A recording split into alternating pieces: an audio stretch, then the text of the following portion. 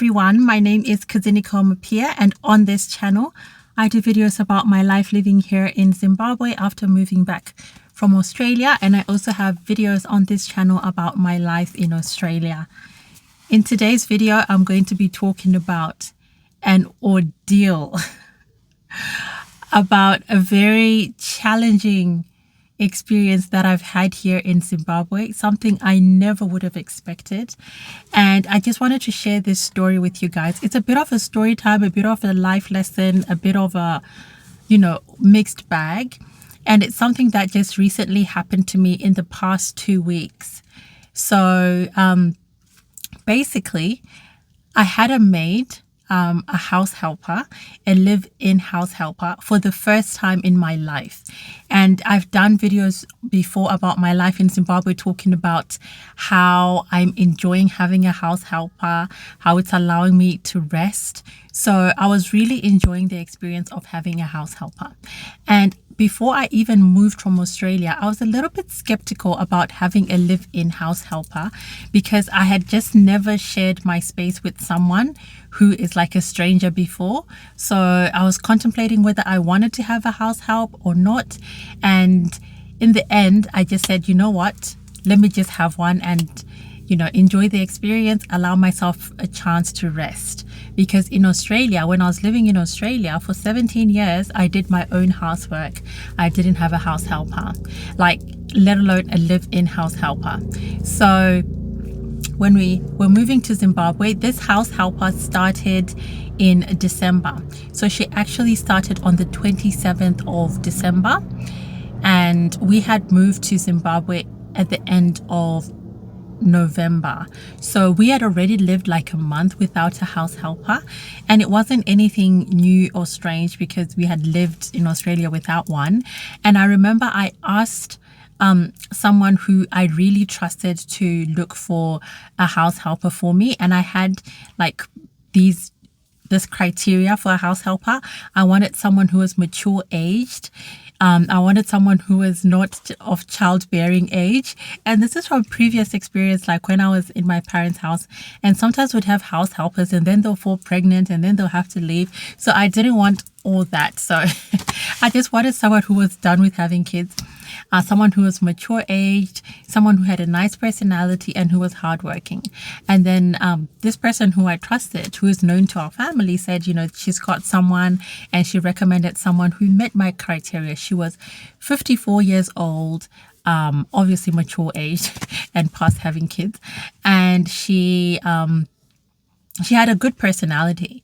So that ticked most of my boxes. So she started work with us on the 27th of December 2024. When this lady started work, her personality was good. She got along well with the family. She got along well with the kids. Now, as with any employee, there is that, they always have things that they need to work on. And for this helper, she had a few things she had to work on, mainly relating to being really thorough and sometimes not crossing boundaries. But yeah, it was mostly being thorough because I'm a very thorough person, and my house in Australia was always cleaned. So I've got very high cleaning standards. So I wanted someone who would match those cleaning standards.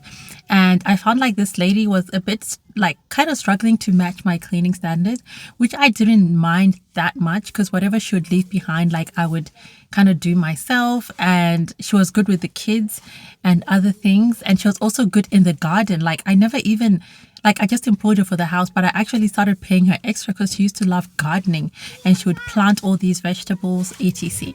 So that's what happened. We lived with this lady, and I would give her feedback. How I structured the work is every month we would have a feedback session where I would tell her what she's doing well and what she needs to improve on, and she would get a chance to talk to me about what's going well for her and what she's finding challenging. So this was at the end of every month, would sit down at the table and have a chat about performance. And everything was going well. She was pretty receptive to feedback. If I said she had to improve on anything, she would be cool, she would take it on board, and she had a good attitude about it, which is something that I actually really, really liked. Now, we worked with her. And then about a month ago, this was about maybe 2 to 3 weeks before I fired her, I started to notice an attitude change in this maid. And I didn't know why. I actually pulled her aside and told her that, hey, I've noticed that you've changed. And I thought because she was stressed, because I know she has a young daughter who's still in school. And, I thought she was stressed because she was the daughter was writing exams. I'm like, is everything okay at home? And she was like, yeah, everything's fine. And I'm like, so what's going on? Like, you don't seem like your old self and stuff like that. And she's like, no, I'm just stressed about money because my daughter's writing exams, blah, blah, blah, blah. And the other thing is, like, that month, like about a month ago as well, she had requested to go on a few days leave, which is out of her normal schedule. And she's like, no, I have to go to see, there's a relative of mine who's in town. I have to go and see my relative, blah, blah, blah. And I was like, no problem. You can go like maybe for a few days and come back. It was when she came back that, this whole attitude change started. And she was actually like developing an actual attitude. Like when I'll tell her to improve on something, like she wasn't as receptive anymore. And it was really confusing to me, like, why the sudden change? Why the sudden shift? I actually called a friend of mine and I'm like, this lady has just kind of flipped on me. I don't know what's wrong. And I've talked to her about it. It's like, give her a chance. Like maybe she's going through something. And I'm like, yeah, otherwise she's been quite good. Anyway, this whole attitude thing started and we lived with this bad attitude for like 2 to 3 weeks. And I told my husband, I'm like, I think we should get rid of this lady because her attitude is starting to change. And that's something that's unacceptable for me. Like if you're working with me and your attitude starts to be really bad or you're not receptive to feedback, I just feel like the environment is no longer good. So we're like, cool, we'll get rid of her at the end of the month, which was supposed to be at the end of April this month. But each day she was like really just annoying me. Her attitude and her cleaning standards had dropped significantly. And she was just, I don't know, just acting strange. And then I started feeling like this bad energy from her. Like sometimes I would catch her looking at me, like staring at me. And she just had she just had overall like a really bad attitude and it was starting to get to me. I'm like, look, if you're living in my house and you're working for me, you can't have a bad attitude. So I spoke to my husband again. And I'm like, look, I don't think I can wait for a month. We need to get rid of her like now. And this was in the middle of the month. It was actually the day I had a conversation with my husband about like getting rid of her was the 13th of April. So on the 13th of April, which was a Sunday, I was like, look, I'm sensing some really bad energy about this lady. I don't know what it is, but it's like really bad energy. And she was just kind of like staring at me. Like I would catch her staring at me. Like, sometimes when you look up and you catch someone there staring at you. And then she started singing. Like she never used to sing while working, but then she started singing and she would sing in a very strange way. And whenever she would sing, like I would sense just a lot of bad energy. One thing about me, I've always been sensitive to energies, good energy, bad energy, whatever energy. I've always been pretty sensitive to energies. So I can pretty much pick up really quickly if there's good energy in the room or bad energy. And I was picking up a lot of bad energy. So on this Sunday, the 13th of April, I say to my husband, she needs to go tomorrow. Like I literally cannot stand this woman. I'm starting to sense bad energy. And when I start to sense bad energy, like it starts to mess with me. I don't like bad energy in my house. So I'm like, you know what? I've got a feeling she's up to something because this whole bad energy and bad attitude has started like out of the blue. So I want to wake up. She started work at 6 in the morning. And I'm like, I want to wake up at 5 in the morning. One other fact is we had some builders in the house. So I'm doing some work on the farm. So we live on a farm and they were doing some work and they were just doing some work temporarily. So I told her, because she lives in the house, like her little like maid's quarters thing is at the back of the house. So I said, can you move out of there so the builders can stay there temporarily while they're building and then come into the house? So that's the other factor. It had been about 2 to 3 weeks since he had been in the house. And that's when I started sensing this bad energy. And it could be again because she was closer to my space. I could sense the bad energy. Anyway, I said to my husband, 5 in the morning, I'm going to wake up and walk into her room, because she was now inside the house. She was in the guest room. And I'm like, I'm going to walk into her room and tell her she's fired, but I want to inspect her bags before she leaves. So 5 in the morning, I got up. I told my husband to stay in the bedroom, and my kids were still sleeping, to keep an eye on the kids. And we have a passage door, so I closed that door so they couldn't, the kids couldn't come through. And I actually locked it because it's got a lock. And then I went to the guest room and I walked into her room. I just did that knock, like announcing your entry, but I didn't wait for a response. I just did a knock because the door was not fully closed. So I just did this and then I walked in. When I walked in, I saw her sleeping, and next to her was this long cloth that was lying next to her. It was like a stretched out cloth, and it had like little letters around it. Already that was like off to me. I'm like, something weird is going on. And then I woke her up, and then the moment she woke up, she scrumpled all the letters, but I took one. I managed to take one, and I looked at it, and it had like random phone numbers on it. And I asked her, I'm like, what's this random cloth that's like stretched out, like beside, like lying next to you? She's like, oh, that's the cloth I use for my prayers. I'm like, okay, whatever. Anyway, and I said to her, anyway, thank you for all the work that you've done for us, but today's your last day on the job. Unfortunately, we can no longer work with you because I've given you feedback on a few things, and I don't think you've taken it on board, and I just don't think we're a good fit for each other anymore. And then she was obviously shocked, and I'm like, but before you leave, I want you to unpack all your bags, and then I want you to unpack your bags, and I want you to put all your belongings on the bed, because I want to make sure you're only leaving with your stuff, because this is the last time we're seeing each other. And if I miss anything in the house, I want to make sure that, it's not you who took it, and that, I don't want to blame you, because I would have, looked at your bags. She's like, fine.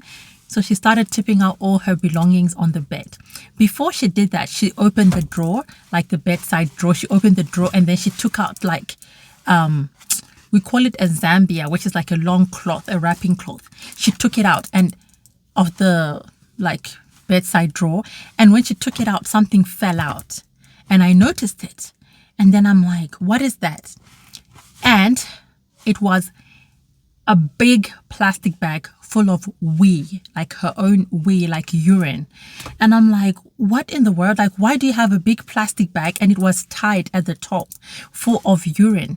And she's like, oh, because I do like, it's my urine. Sometimes I don't want to go to the toilet, so I do it in a plastic bag, and I'm shy to go to the toilet. It was just a really strange story. But when that fell out, I quickly went to the drawer to see what else was inside. And then I found like that there were a bunch of eggshells. It was like a little like weird evil altar that she had in this drawer. She had eggshells, and then she had this Zambia with this urine thing inside, and then she also had little plastic bags on top of those eggs. And I took the plastic bags and I looked inside, and there were our used items, like my family's used items, like used toothpicks. And I know my used toothpicks because they have a little bit of makeup on them, like they always have like a bit of gloss or lipstick. And I could see my like stained toothpicks. They were in there. My husband eats plums, and there were plum seeds in there, like shavers, used shavers, and my husband's used shavers, because I know the shavers that we buy, they were in this plastic bag, all on these shell of eggs. So basically what she was doing is, when we would chuck things out in the bin, she would go and look through the bin and take out these items and then go put them on her little altar. And I was just so shocked. And when I started going through her bags, I started to see she had my daughter's diapers, because my daughter sleeps in diapers. She had my daughter's diapers in there. She also had like random items, like one of my husband's beers. She had also stolen some things. She had stolen food. I was just so shocked. And then she had this bottle again. So she had a bottle, and it was a bottle of cream. And I don't know, my instincts just told me to open it. And when I opened this bottle of cream, there was a letter inside. And I'm like, why is there a letter inside your bottle of cream? And she's like, oh, because in Shona, it's like muteuro, like it's like my prayer thing. I don't know. And she's like, oh, I got it from a prophet. And I'm like, what is it for? And she's like, oh, it's for a guy that I'm in love with. And I want him, like basically it was a love potion. She's like, I want him to always be in love with me. And I don't want him to ever forget me. And I'm like, that is strange. And I told her, that is witchcraft. You can't have those intentions. And I'm like, does he know that you've... And on that paper, it had this guy's name and his totem and her name and her totem. And it was in a scrunched out piece of paper, which I told her to take out and wipe so I could read it. And then she's like, yeah, I got it from some madzimai that she said from some church, some prophet, I don't know. And she's like, she told me it's like a love potion. This guy will always be in love with me.